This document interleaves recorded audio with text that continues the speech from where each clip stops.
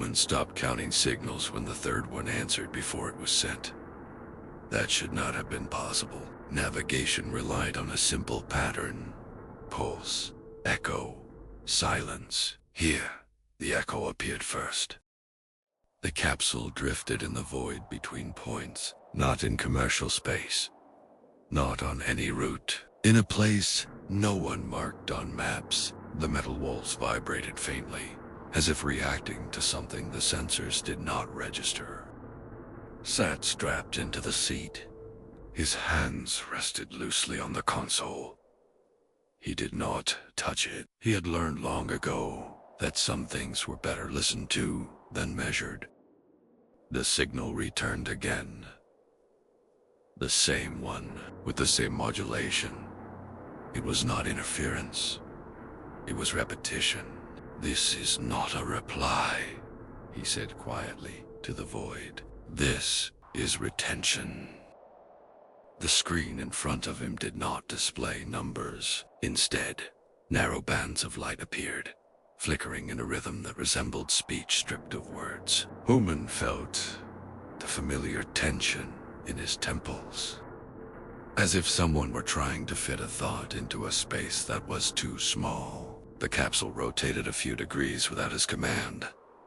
"No," he muttered. "Not yet." A sound came from outside, note on impact, not friction. Something in between, like fingers sliding across thin foil. Closed his eyes. In the silence, he saw a corridor, long, narrow, too regular. The walls were smooth, yet filled with fine cracks from which faint light seeped. Figures stood in the corridor. They did not move. They waited. "I'm not here for you," he whispered. The signal answered again, this time slower, as if adjusting its pace. The capsule stopped drifting. The void around it thickened, not visually, semantically. Omen understood that he had stopped being an observer. He had become a reference point. Opened his eyes. A marker appeared on the screen. Not coordinates. Not an object. A line, a thin vertical stroke, pulsing with faint light. With each pulse, the capsule responded with a minimal vibration, as if someone were gently tuning it. "This isn't a place," said it's a direction. He moved his fingers above the panel. The system reacted with a delay, as if it needed to consult a decision. The capsule began to rotate in alignment with the line. The noise in his head intensified. It was not pain, it was presence. "Do you hear me?" he asked. The reply did not come as sound. It came as a thought that did not belong to him. Always. Omen held his breath. "That's not an answer," he said. "That's a statement." The line on the screen split more appeared. They arranged themselves into a pattern resembling a grid.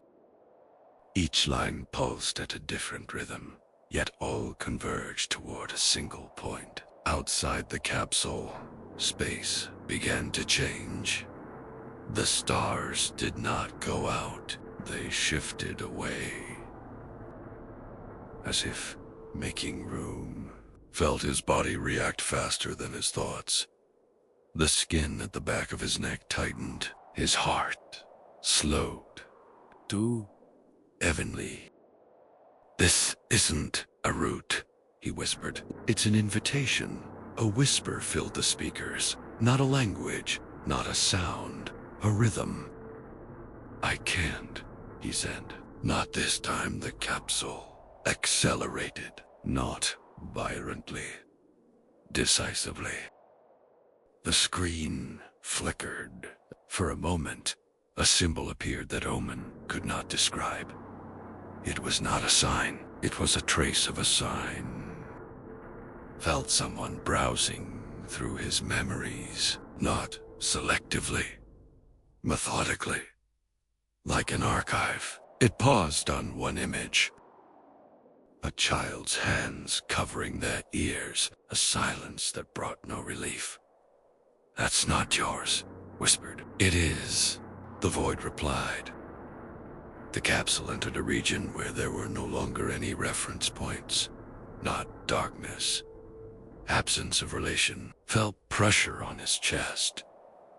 As if space itself were trying to fit him, to press him into place, to align him. "I am not a vessel," he said. The signals on the screen calmed. The lines stabilized. That was worse. In the silence, he heard a voice, this time clearer. Not from outside, from within. "You are a path." Closed his eyes. He saw images that belonged to no place. Fleets standing motionless. Planets dimmed like screens. People who had stopped speaking because there was no one left to answer. "This already happened," he said. "I only hear it." "Not yet." The capsule shook. Not from strain. From agreement, as if the structure had acknowledged resistance and no longer required it. Felt something new. Not fear. Not exaltation. Emptiness after a decision. A faint warmth appeared on his forearm. Look down. Beneath the skin, a thin line flickered. It vanished before he could see it clearly. "No," he said firmly. The capsule slowed. The lines on the screen began to collapse. One by one, as if something had been disconnected. The whisper faded. In its place came an echo. Weaker. Delano opened his eyes. Space returned to a familiar shape. Stars were stars again. Silence was silence again. But something had changed. Knew he had left a trace. Not in space, in something that listens. The capsule drifted calmly. The systems reported stability. No anomalies. No contact. Sat motionless. His hands rested on his knees. He felt a fatigue that had nothing to do with the body. A line of text appeared on the screen. Not a message, a status. Connection. Terminated. Below it, a second line. Mode. Passive. Frowned. "I don't terminate connections," he said quietly. Something clicked in the speakers. Like a marker, like a record. Suddenly understood. This had not been the first such connection. It was the first one he had remembered. The void around the capsule was calm. Too calm. Lowered his head. For a moment, he thought he heard a whisper. Very distant. No longer directed at him, at someone else. "Don't answer," he said, though he did not know to whom. The screen dimmed. Warmth returned to his forearm. This time, it did not fade. A thin line spread gently, as if testing boundary. Closed his eyes. He knew one thing. Next time, he would not be the one listening. Earth, Arc Laboratory File 44109. Aga, this recording contains no sound. That's impossible. The signal is continuous. Exactly. It isn't transmitting. It's waiting. Do you want to be part of this story? Support our project by buycoffee.to/butterflyproject.